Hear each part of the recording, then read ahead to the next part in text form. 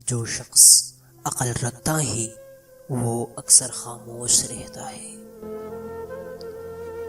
اچھے لوگوں کا تمہاری زندگی میں آنا تمہاری قسمت ہوتی ہے، اور انہیں سنبھال کر رکھنا تمہاری ہنر۔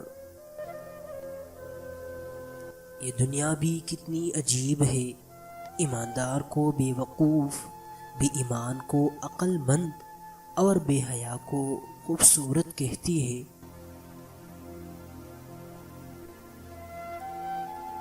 دنیا تمہیں اس وقت تک نہیں ہرا سکتی جب تک تم خود سے نہ ہار جاؤ۔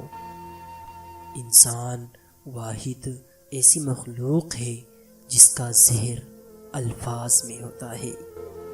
خدا کو ناراض کر کے لوگوں کو راضی نہ کرو، کیونکہ لوگوں کے بدلے دوسرے لوگ مل سکتے ہیں، مگر خدا کے بدلے دوسرا خدا نہیں مل سکتا۔ کوئی تمہارا دل دکھائے تو ناراض مت ہونا، کیونکہ قدرت کا قانون ہے، جس درخت کا پھل زیادہ میٹھا ہوتا ہے لوگ پتھر بھی اسی کو مارتے ہیں۔